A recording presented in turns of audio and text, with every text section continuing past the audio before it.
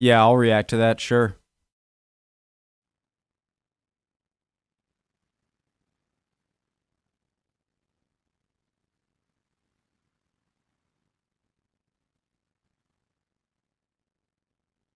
There we go.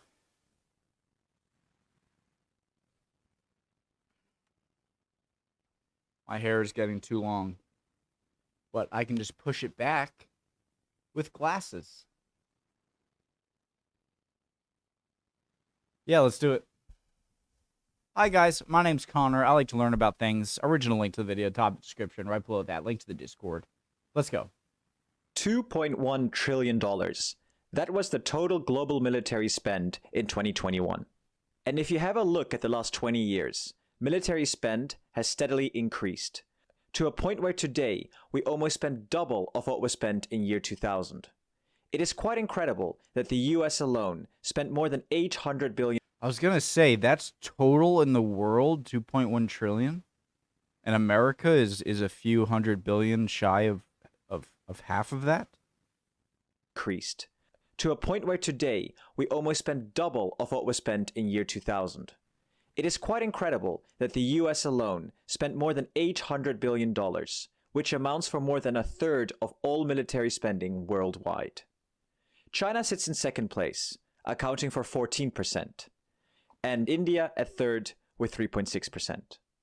The first EU country is France, in sixth place, who spent $57 billion, accounting for 2.7% of military spending, a fraction of what the United States or even China is responsible for. However, if the EU were to pool their resources together, would this make a difference? This video will address this question in three parts. Firstly, how would an EU army work? Secondly, how would an EU army compare to other world powers? And we'll look at both spending and at military equipment. And thirdly, will an EU army be a global superpower like the States or China?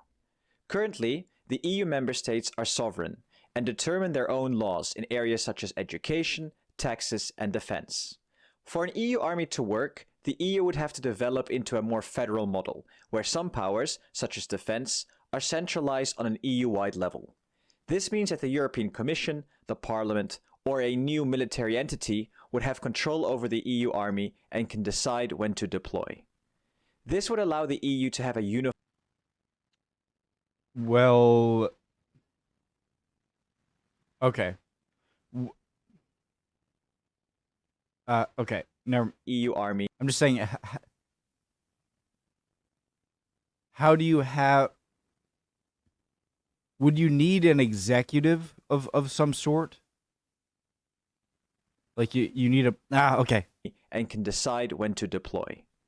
This would allow the EU to have a unified response when it comes to conflicts, which is especially relevant now with Putin's war in Ukraine. This would also address the ineffective EU battle groups, which were formed in 2007 and have embarrassingly never been deployed. Furthermore, the EU can pool together resources in terms of infrastructure, military equipment, intelligence, and so on, therefore getting more out of every euro spent. Now, this is obviously a very complex topic, and there are many hurdles towards this actually happening. I am currently working Guys, the biggest problem I see with this stuff is that these are all countries with very different histories and sometimes issues with each other in the past, whereas places like the US, China they're one entity. You know, that they're one nation that is going to not have to deal with the constant whenever you want to go to war as an EU army. You have so many different. It's not nearly the same thing as states in the United States. You have so many different. Just it seems like the most difficult part of imagining the EU having an army or the EU's being seen as a nation is the fact that you have so many different nations that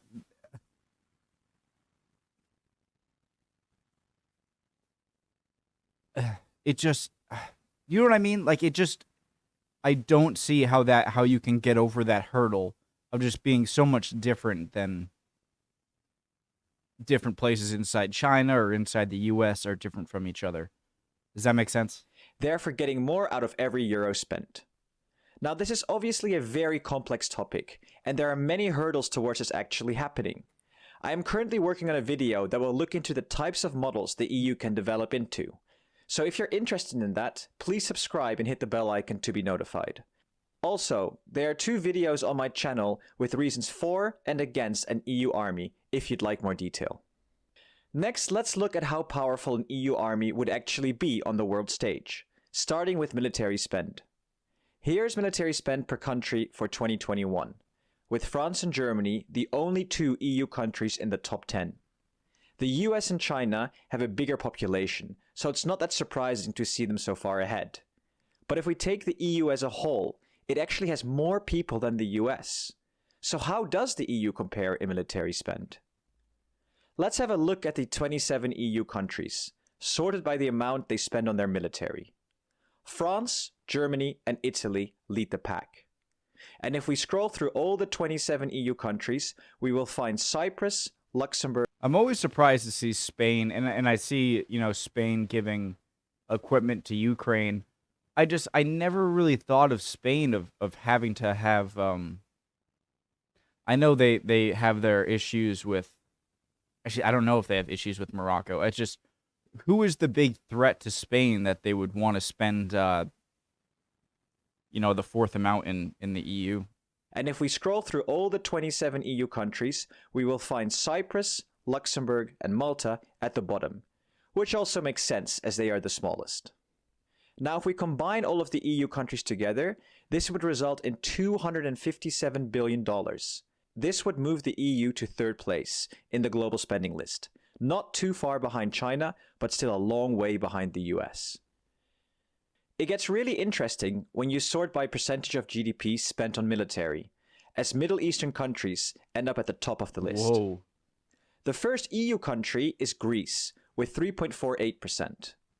However, if we filter on EU countries again, you see that only 8 of them spend over 2%. And at the bottom, there are actually 4 European countries who spend less than 1%. Most EU countries are also part of NATO, where the military spending guideline is 2%, which may also be enforced for an EU army. Not to mention that 5 EU countries... I don't get it. Like, what is the point of having this? You got to have 2% if no one follows it. Is it just like it would be nice, or is it you need to have 2%? Or, it'd be nice if you had 2%, but I don't really get that. countries have already pledged to increase their defense spending. I thought it would be like 2%. if you don't... I thought it was like a benchmark of if you don't meet 2%, you can't be in. But clearly it's not it. It seems like a law that just isn't enforced, or just an idealistic measure. Target set by NATO. So imagine if all the EU countries below the NATO threshold would increase their spending to 2%. Firstly, the top 8 would look rather different, with Germany moving into 3rd place. Now let's combine all the EU countries together again. As you can see, the total spending now sits at $342 billion, putting the EU in 2nd place, ahead of China, but still significantly behind the United States. Now, there's one element that I've left out of the analysis so far, and that is purchasing power parity. Purchasing power parity, or PPP, Ooh, I never is really an economic understood term this. for measuring prices at different locations. For instance, $1 million in China will get you more goods and services than $1 million in the States. For example, if we look at military personnel salaries, China will be able to employ more personnel for $1 million than the US. Okay, so purchasing power parity means how much your dollar goes in your country. Okay, The same goes for equipment and operations. makes sense. This is due to differences in living standards and currency. A study by Vox EU, linked in the description, determined a ratio specific to military spending and found that China can get 1.6 times more out of their military spending than the US. And for India and Russia, this is a whopping 3.4 and 3.2 respectively. Sadly, the data for the EU is incomplete, as Vox EU has only identified ratios for Germany, France, and Italy. For now, let's be somewhat conservative and take France's value and apply it to all EU countries. Now the picture looks quite different again. Sure, the US is still number 1 by a long way, but the EU drops down to 3rd, and India and Russia and South Korea all break the $100 billion mark. Obviously, military spend doesn't necessarily mean military might. And next we'll have a look at how the EU, US, and China compare in military equipment. Now, before you roast me in the comments, 2 quick points. Firstly, I know this is not the best comparison, and that there are many more factors when comparing military powers, such as the ones mentioned here. And secondly, the source I'm using is Global Firepower. Maybe not the most reliable, but it's the best I've found so far. But let's have a look nonetheless. Firstly, here are all the countries in the European Union. France is the only country with nuclear weapons, and also has the biggest air force and navy with more than 1,000 aircraft, 1 aircraft carrier, 10 destroyers, 11 frigates, and 10 submarines. Italy. It often goes unnoticed that Italy also has a considerable navy, with 2 aircraft carriers, and a 3rd likely to be commissioned this summer. As for tanks, Poland and Greece lead the pack, with over 2,000 tanks between them. Towards the bottom of the list there are Malta and Luxembourg. Is it true that an aircraft carrier is only as powerful as your air force? Or is that wrong? Because instead of guns and missiles and torpedoes, the weapon of that boat is planes. So if you have like 4 aircraft carriers and not great generation aircraft versus a country with 2 aircraft carriers but best aircraft available, then wouldn't their aircraft carriers be more effective? I really don't know what I'm talking about, but I've okay. Who only have a couple thousand soldiers, but they are also the smallest countries in the EU. Now let's combine all these numbers into an EU army and compare to the Chinese military. The numbers are quite similar, with China leading in active military personnel, submarines, and destroyers, and the EU leading in aircraft, aircraft carriers, and frigates. However, if we take the US into the picture, they are still clearly ahead, leading in every category except for frigates.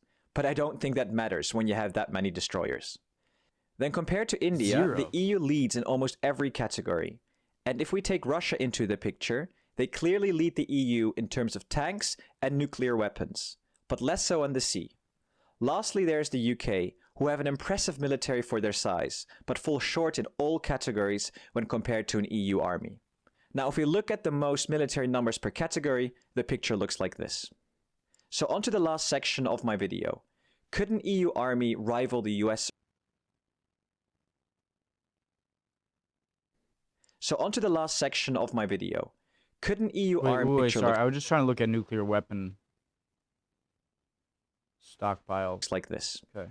So onto the last section of my video. Could an EU army rival the US or China? In terms of military spend and current military numbers, no. Definitely not the United States.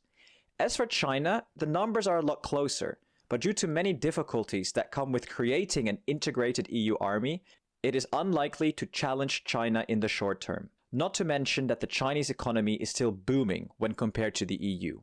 So, when we take nuclear weapons out of the equation, today's analysis would suggest that an EU army could come into 3rd place, as they spend more than Russia and India and also have more military equipment.